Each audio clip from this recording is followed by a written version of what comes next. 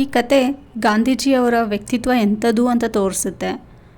ಒಂದ್ಸರಿ ಏನಾಗುತ್ತೆ, ಒಬ್ಬ ಹೆಂಗಸು ಅವಳದು ಚಿಕ್ಕ ಮಗುನ ಕರ್ಕೊಂಡು ಗಾಂಧೀಜಿಯವ್ರ ಹತ್ರ ಬಂದ್ಬಿಟ್ಟು ಹೇಳ್ತಾರೆ, ನನ್ನ ಮಗ ತುಂಬ ಬೆಲ್ಲ ತಿಂತಾನೆ, ನಾವು ಎಷ್ಟು ಅದನ್ನು ಬಿಡ್ಸೋಕ್ಕೆ ಟ್ರೈ ಮಾಡಿದರೆ ಅದು ಬಿಡ್ತಾನೆ ಇಲ್ಲ ಮಗು, ಅದಕ್ಕೆ ನಿಮ್ಮ ಹತ್ರ ಕರ್ಕೊಂಡು ಬಂದಿದ್ದೀನಿ, ಒಂದು ಸ್ವಲ್ಪ ಬುದ್ಧಿ ಮಾತು ಹೇಳಿ ಆ ಅಭ್ಯಾಸನ ಬಿಡಿಸಿ ಅಂತ ಕೇಳ್ತಾರೆ. ಆಗ ಗಾಂಧೀಜಿಯವ್ರು ಹೇಳ್ತಾರೆ, ಸರಿ ನಾನು ಹೇಳ್ತೀನಿ, ಒಂದು ವಾರ ಬಿಟ್ಕೊಂಡು ಬನ್ನಿ ಅಂತ. ಆ ಹೆಂಗಸು ಮಗುನ ಕರ್ಕೊಂಡು ಹೋಗ್ತಾರೆ. ಒಂದು ವಾರ ಕಳೆಯುತ್ತೆ, ಮತ್ತೆ ಕರ್ಕೊಂಡು ಬರ್ತಾರೆ. ಕರ್ಕೊಂಡು ಬಂದಮೇಲೆ ಗಾಂಧೀಜಿಯವರು ಆ ಮಗುನ ಪ್ರೀತಿಯಿಂದ ಕರೆದು, ಯಾವುದನ್ನು ಜಾಸ್ತಿ ತಿನ್ನಬಾರ್ದು, ಅತಿಯಾದರೆ ಯಾವುದೂ ಒಳ್ಳೆಯದಲ್ಲ, ಆರೋಗ್ಯ ಕೆಡತ್ತೆ, ಅರ್ಥ ಆಯ್ತಾ, ಹಾಗೆ ಹೀಗೆ ಒಟ್ಟಿನಲ್ಲಿ ತುಂಬ ಬುದ್ಧಿಮಾತು ಹೇಳ್ತಾರೆ ಆ ಮಗುಗೆ. ಆವಾಗ ಆ ಹೆಂಗಸು ನೋಡ್ತಾನೆ ಇರ್ತಾರೆ.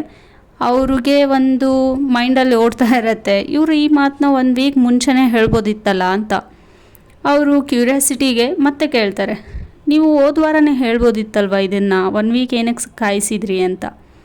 ಆವಾಗ ಗಾಂಧೀಜಿ ಆನ್ಸರ್ ಮಾಡ್ತಾರೆ, ನಾನು ಯಾರಿಗೆ ಏನೇ ಹೇಳಬೇಕಂದ್ರೂ ಕೂಡ ಮೊದಲು ನಾನು ಆ ಮಿಸ್ಟೇಕ್ ಮಾಡ್ತಾ ಇರಬಾರ್ದು ಅಲ್ವಾ. ನಾನೇ ತುಂಬ ಬೆಲ್ಲನ ತಿಂತಾಯಿದ್ದೆ, ನಾನೇ ತಿಂದ್ಬಿಟ್ಟು ಮಗುಗೆ ನಾನು ಹೇಗೆ ಉಪದೇಶ ಕೊಡೋಕ್ಕಾಗತ್ತೆ. ಅದಕ್ಕೆ ನಾನು 1 ವೀಕಿಂದ ಬೆಲ್ಲನ ತಿನ್ನೋದು ಬಿಟ್ಟೆ, ಇವಾಗ ನಾನು ಹೇಳ್ಬೋದು, ಅದಕ್ಕೆ ಹೇಳ್ತಿದ್ದೀನಿ ಅಂತ ಹೇಳ್ತಾರೆ. ನೋಡಿ ಇದರಲ್ಲಿ ಎಷ್ಟು ಅರ್ಥ ಇದೆ.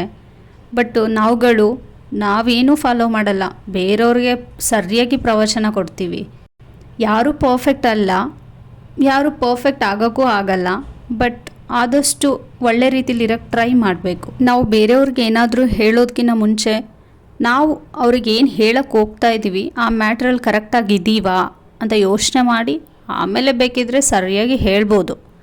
ಫಸ್ಟು ನಾವು ಕರೆಕ್ಟ್ ಆಗೋಕ್ಕೆ ಟ್ರೈ ಮಾಡೋಣ, ಆಮೇಲೆ ಬೇರೆಯವ್ರನ್ನ ಕರೆಕ್ಟ್ ಮಾಡೋಕ್ಕೆ ಹೋಗೋಣ.